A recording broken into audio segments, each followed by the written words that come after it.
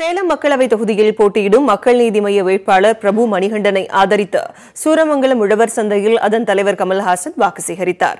அப்போது இந்த தொகுதியில் அடிப்படை வசதிகள் மற்றும் முந்தைய உறுப்பினர் செய்ய தவறிய திட்டங்களை மக்கள் நீதி மய்ய வேட்பாளர் 2 ஆண்டுகளில் செய்வார் என்றும், இல்லையெனில் அவரது பதவியை பறித்து விடுவோம் என்றும் கமல்ஹாசன் தெரிவித்தார்.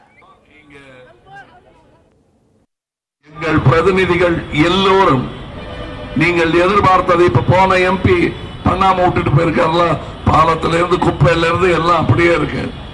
அந்த மாதிரி இவர் விட்டு வச்சால் 1 வருடத்தில் 2 வருடத்தில் நாங்கள் பட்டியல் போட்டு இது நடக்கும் என்று சொன்னபடி அவர் செய்யவில்லை என்றால் அவர் ராஜினாமாவை வாங்கி உங்கள் கையில் கொடுக்க வேண்டியது என் கடமை.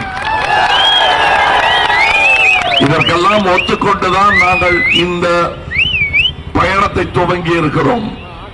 இது நாங்கள் உணர்ந்து கோபத்துடன் உங்களை போலவே தொடங்கிய பயணம்.